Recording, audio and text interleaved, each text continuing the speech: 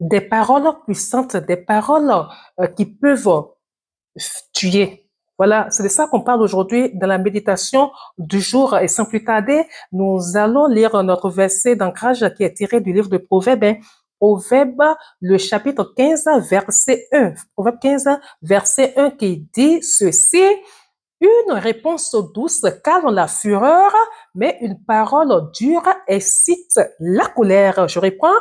Une réponse douce calme la fureur, mais une parole dure excite la colère. Alors, est-ce que vous savez que vous-même qui êtes là, qui me regardez, qu'il y a des gens, par exemple, qui se sont éloignés de vous, qu'il y a des relations comme ça qui se sont défaites à cause des paroles, des mots que, à un moment donné, vous avez eu à faire sortir de votre bouche à leur encontre.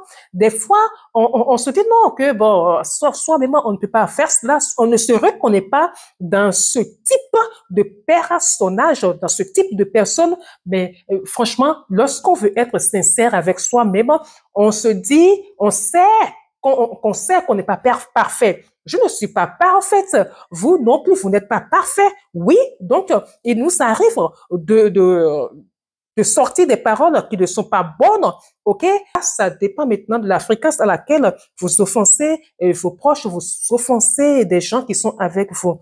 Lorsqu'on n'a pas conscience que les mots peuvent blesser, que les paroles sont puissantes pour agir sur son alter ego, alors on ne se reconnaît pas comme une personne qui peut blesser. C'est bien déjà de reconnaître qu'on est des hommes et il peut nous arriver de sortir des propos qui ne sont pas bon. Alors, lorsqu'on est conscient de ça, on fait attention à tout ce qu'on fait sortir. On fait attention à tout ce qu'on sort de notre bouche. On fait attention lorsqu'on est en dispute avec quelqu'un, que ce soit notre conjoint, nos proches, c'est pas nos nièces, nos enfants, en tout cas, toute personne qui nous côtoie. La réponse douce calme la fureur. S'il y a dispute, d'accord, et que vous sentez la colère monter, autant mieux donner une réponse douce pour calmer les choses. Et c'est pour cela que je vais prendre le cas des conjoints. C'est pour ça qu'il y a des conseillers, hein, des gens qui, je sais pas, je ne le suis pas, d'accord, des conseillers qui disent ceci pour accompagner ceux qui veulent entrer dans le mariage ou bien ceux qui veulent se marier, qui disent ceci, qui conseillent pour dire ceci, qu'il est bon que qu'on se connaisse déjà soi-même, qu'on sache qui on est en fait. Est-ce que on est une personne colérique, on est une personne à caractère sanguine, est-ce qu'on est bon? Bref, il y a la catégorie qui est là, hein. Voilà, donc je sais pas bien, je sais pas lui avant de venir. Donc on doit savoir qui on est. Et si on sait qu'on est une personne bouillante, une personne colérique, une personne qui ne supporte pas certaines choses, on doit aller chercher ou carrément on doit faire en sorte que notre conjoint ou notre conjointe, si nous sommes un homme, que cette personne-là soit le contraire de nous, quoi. Comme ça va bien équilibrer les choses. Lorsque l'autre va être en train de tempêter, il va arriver que l'autre tempête. Alors moi, qu'est-ce que je vais faire? Moi, je vais sortir des paroles douces. Moi, je vais être la personne qui va venir et mes propos, mes paroles vont venir comme de l'eau qui vont éteindre, d'accord, la lumière, qui vont faire en sorte que la lumière ou le feu, qui vont faire en sorte que ce feu-là qui veut prendre ne prenne pas. Voilà. Alors, il n'y a rien de plus dégradant, d'accord, pour une personne de recevoir des paroles blessantes. Vous savez qu'il y a des gens qui sont allés se mettre une corde au cou juste parce qu'on leur a dit des paroles qui blessent. OK? Personne n'est épargné, en fait. Même vous qui êtes là, vous ne pouvez pas dire qu'à un moment donné de votre vie, il n'y a pas eu quelqu'un qui vous a blessé au point que vous avez senti que votre cœur se déchire, en fait, que votre cœur saigne. Ça nous arrive. Je suis aussi une preuve, hein, d'accord? Il y a des propos qu'on n'arrive pas à digérer. On va s'asseoir, on se dit, mais mince, est-ce à moi que telle personne, pourtant je l'aime, pourtant j'ai confiance dans la personne, je ne m'attendais pas à ça.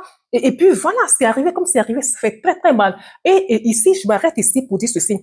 Je parle si vous êtes marié, si vous avez votre fiancé, ne sortez jamais des propos comme quoi je regrette de t'avoir épousé. Ça fait très mal. Ça fait très, très mal de dire à son conjoint qu'on regrette de l'avoir rencontré, qu'on regrette de l'avoir épousé ou de comparer votre mari à l'autre, comparer votre femme à l'autre. Regardez comme tu es, tu vois, il y a des hommes qui le disent allègrement. Ça, ces propos dégradants viennent le plus souvent des hommes. Oui, de plus, il y a des femmes aussi qui sont des cas, mais le plus souvent des hommes. Tu regardes la femme là, voilà, regarde comment ton ventre est gros, tu as un gros ventre, et là, regarde comment ta poitrine elle est affaissée. Entre-temps, tu as oublié que lorsque tu allais la chercher, elle avait la poitrine pulpeuse et tout, et qu'entre-temps, tous les soirs, tu avais ça dans la bouche et tu tirais ces deux seins. Entre-temps, elle a eu vos enfants, les enfants ont été, tu as oublié ça, et un jour comme ça, tu lui sors ça, c'est dégradant. C'est tellement dégradant. Je t'assure, si, vous savez, des fois, il y a des hommes qui se plaignent, qui disent, mais en fait, ma femme à la maison, elle ne sait pas bien faire l'amour, elle ne fait pas, oui, je sors les mots comme je dois les sortir, on n'est pas des enfants, ils sont des adultes, elle ne sait pas bien, elle n'est pas bonne au lit, elle n'est pas si. Mais si déjà tu as eu à la dénigrer, si déjà tu as eu à insulter son physique, tu penses que lorsque vous allez vous retrouver dans votre lit, là, elle sera à l'aise, qu'elle va pouvoir, tu as dit que la poitrine est affaissée. Tu n'aimes pas regarder ça, c'est pas joli pour toi. D'accord? Tu penses qu'elle va se relâcher, elle va chaque fois vouloir se protéger de ce que toi tu n'aimes pas. Et c'est pour ça que beaucoup se plaignent parce qu'ils savent pas ce que c'est. Ne pas comparer ne pas comparer vos enfants, ne pas comparer. Non. Il y a des choses qu'on ne compare pas. OK? Des paroles, si vous savez que vous êtes quelque part et que la personne a commencé quelque chose, quelqu'un a commencé quelque chose et ça vous blesse, je vous en supplie, gardez votre calme. Si vous savez que ce que vous allez dire là, ça va blesser, alors levez-vous, quittez la pièce. C'est mieux. C'est vrai qu'il y a des gens qui se disent, qui s'asseyent et qui planifient cela en fait. C'est-à-dire, sciemment ils le font. Ils font tout pour que vous soyez blessés. Ils font tout pour vous blesser. Je vous en supplie, ne regardez pas cela, ok? Laissez tomber, laissez couler pour ne pas être, je sais pas, en difficulté avec le Saint-Esprit. OK? Je me parle moi-même et je vous parle, vous aussi qui êtes là. Des cœurs sont blessés. Les conséquences, c'est que vous avez des gens qui sont blessés, des gens qui s'éloignent de vous, des relations qui sont brisées. Une personne s'est éloignée de vous. Cherchez à savoir pourquoi. Peut-être que c'est à cause d'une parole blessante que la personne s'est simplement retirée. OK? Alors, si vous qui êtes là, vous avez déjà le cœur blessé, ça fait très mal, hein? Surtout le cas des conjoints. Vous voyez, vous voulez rester ensemble toute votre vie. Et elle est blessée, même si le Saint-Esprit lui fait la grâce de vous pardonner. Regardez, chaque fois, la personne, le mari ou l'homme va chaque fois se rappeler de ça, c'est pas bien. Et vous allez traîner ça tout. Ça vient casser quelque chose, en fait. Ça vient briser quelque chose.